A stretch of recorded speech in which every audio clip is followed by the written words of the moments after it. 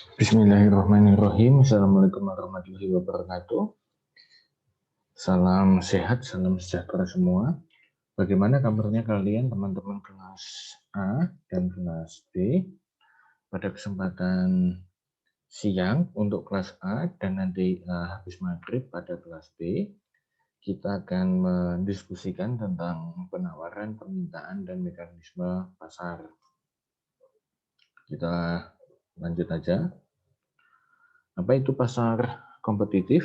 Ya, pasar atau tempat di mana terdapat banyak pembeli dan penjual, sehingga masing-masing hanya memiliki dampak yang kecil terhadap harga barang di pasar itu sendiri. Kemudian ada beberapa pasar yang dimana asumsi kompetitif ini secara sempurna atau pasar persaingan sempurna yang berlaku penuh. Contohnya pasar beras, di mana pada pasar ini ada ribuan petani yang menjual berasnya ke pasar dan ada jutaan konsumen yang membeli berasnya atau membeli beras hasil jualan petani tersebut di pasar. Nah, karena tidak ada satupun penjual dan pembeli yang dapat mempengaruhi harga, maka semua pihak ini dapat menerima harga yang tertentu. Kemudian ada pasar persaingan, ada dua jenis, ada pasar persaingan sempurna dan ada pasar persaingan tidak sempurna. Lalu pasar persaingan sempurna itu apa?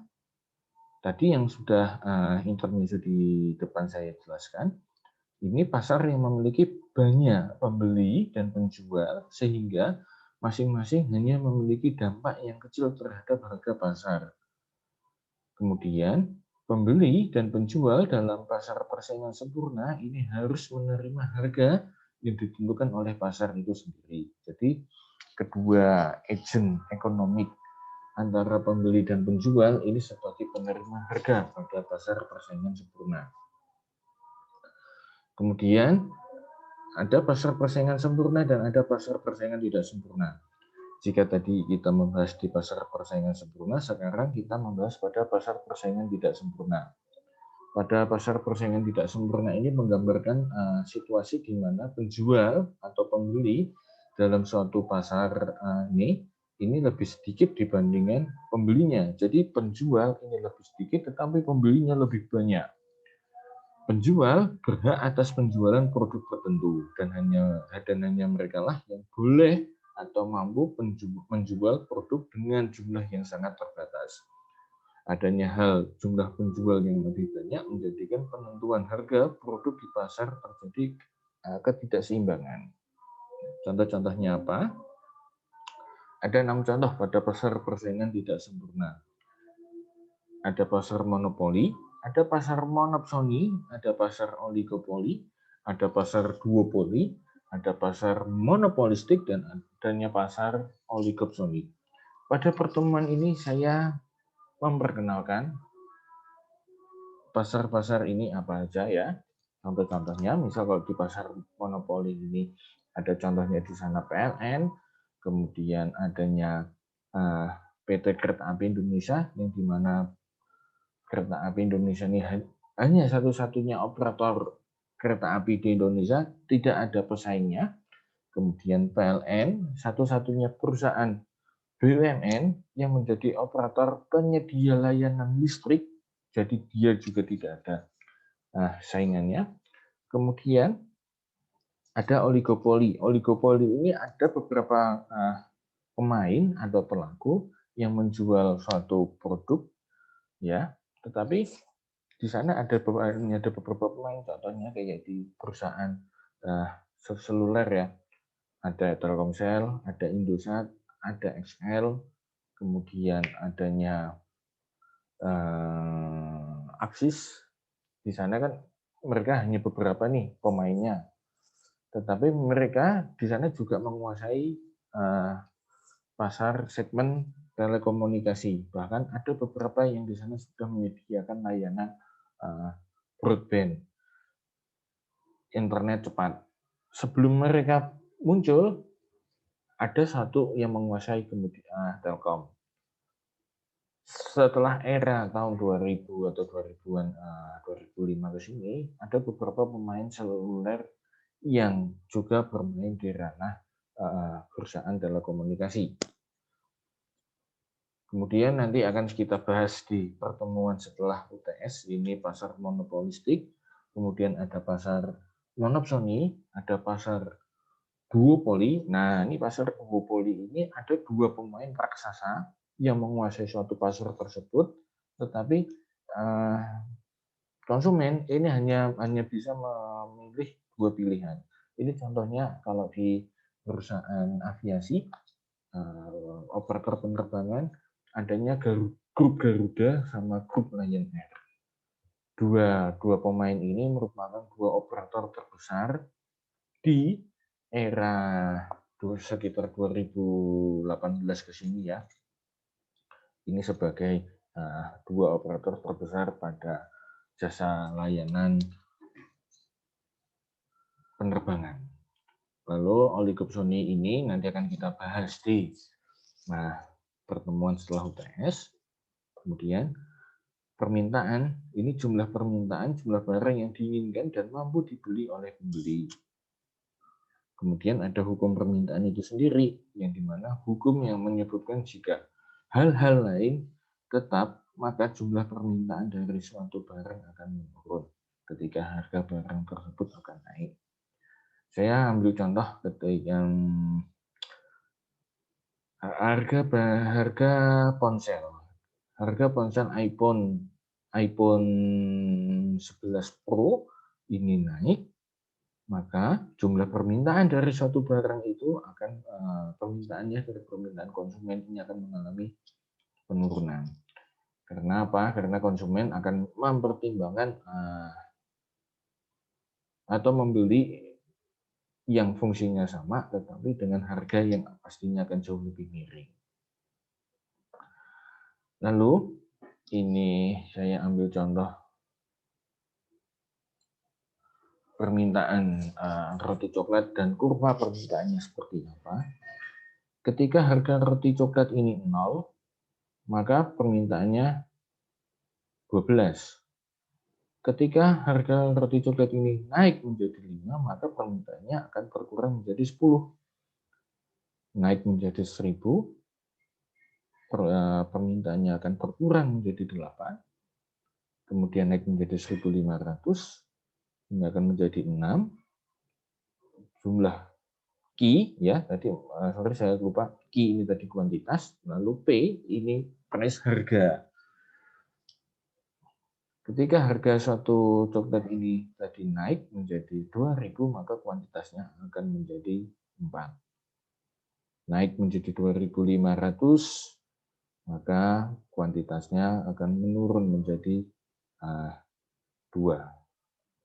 Kemudian naik menjadi 3000, maka kuantitasnya akan berubah atau menjadi 0. Ini adalah ilustrasi harga roti coklat dan kuantitas jumlah roti coklat itu sendiri. Semakin naik, maka akan semakin turun permintaannya. Lalu, ini adalah pergeseran kurva permintaan, yang dimana ini setiap perubahan yang menambah jumlah yang ingin dibeli oleh pembeli, maka berbagai tingkat harga akan menggeser jumlah permintaan ini ke kanan. Ketika adanya perubahan dengan menambah jumlah yang ingin dibeli oleh pembeli.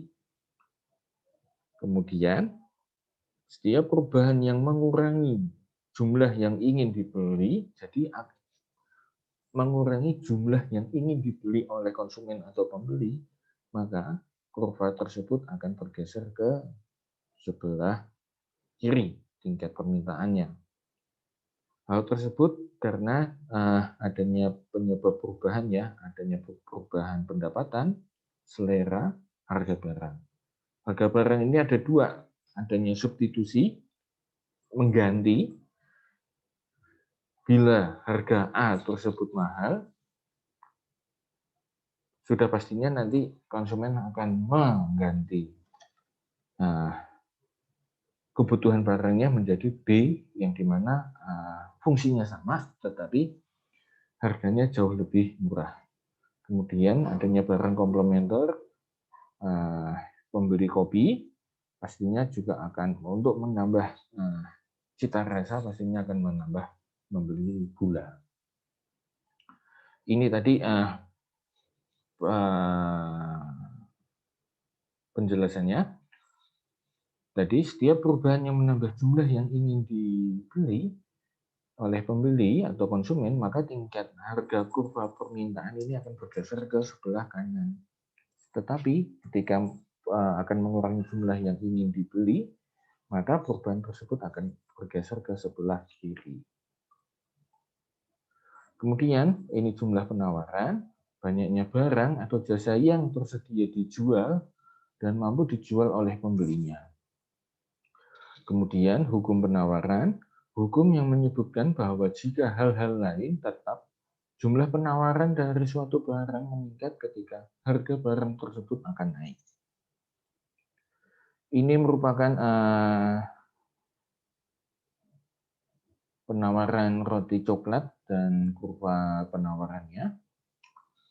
Bila tadi ini kurva permintaan ini dari atas ke bawah tetapi dari sebelah kiri, sedangkan kurva penawaran ini dari atas ke bawah, ini dari sebelah kanan, kanan ke kiri.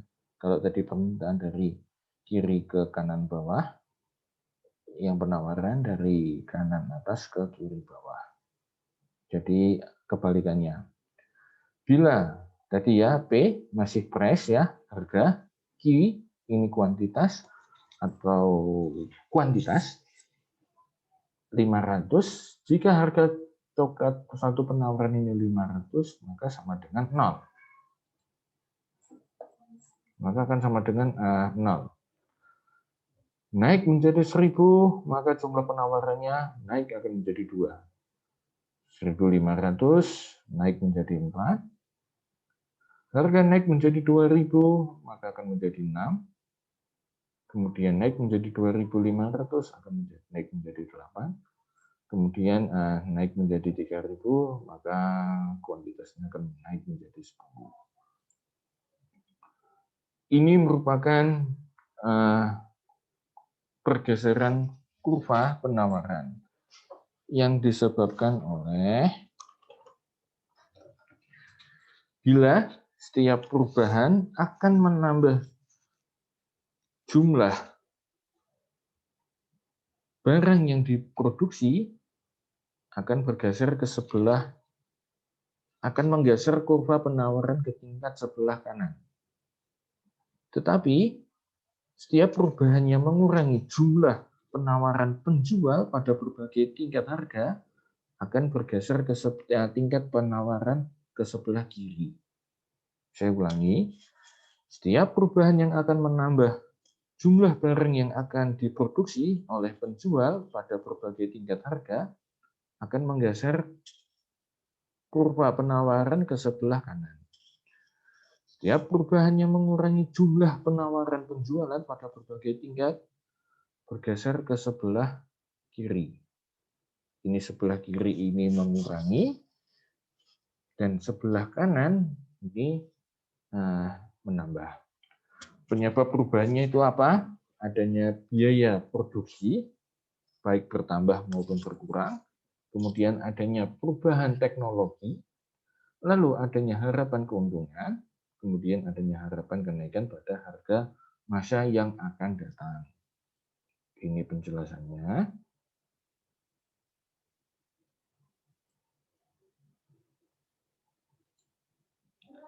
Baik, itu aja. Sekian dari saya penjelasan pada diskusi pertemuan ketiga ini. Semoga teman-teman semuanya selalu sehat dalam keadaan apapun. Kemudian lanjut pada kolom komentar di Google Classroom. Berikan komentar kalian pada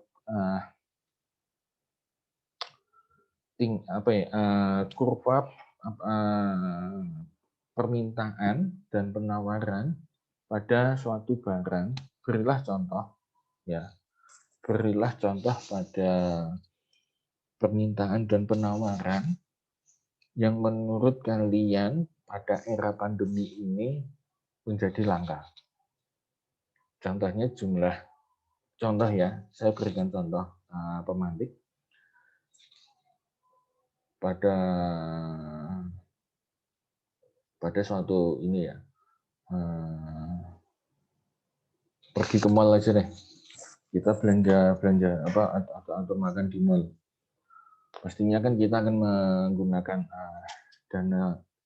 dana atau saving untuk sebagai kebutuhan hari-hari. Pastinya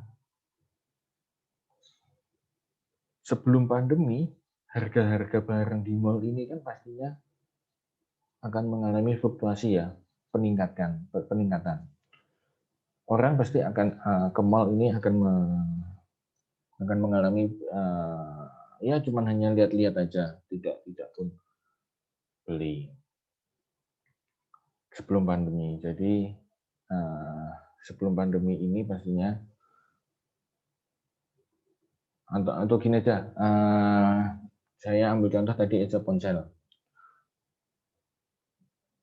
Harga ponsel pastinya akan mengalami peningkatan yang jauh lebih tajam.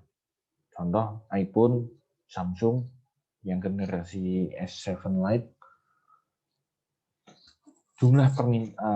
ketika tahu harga naik, pastinya permintaan akan mengalami penurunan. Konsumen akan melihat barang yang lain. Nah, dari sisi penawaran ketika masa pandemi, pastinya produsen akan memberikan diskon besar-besaran untuk menarik minat konsumen agar mau membeli hasil produknya. Itu kalau dari elektronik ya. Nah, ini saya berikan contoh elektronik. Coba teman-teman cari barang-barang apa aja yang menurut teman-teman pada masa era pandemi ini mengalami penurunan daya beli dan peningkatan daya beli menurut opini. Jadi tinggalkan opini di kolom komentar pada Google Classroom. Terima kasih. Itu aja dari saya. Mudah-mudahan kalian sehat-sehat selalu. Saya akhiri. Assalamualaikum warahmatullahi wabarakatuh.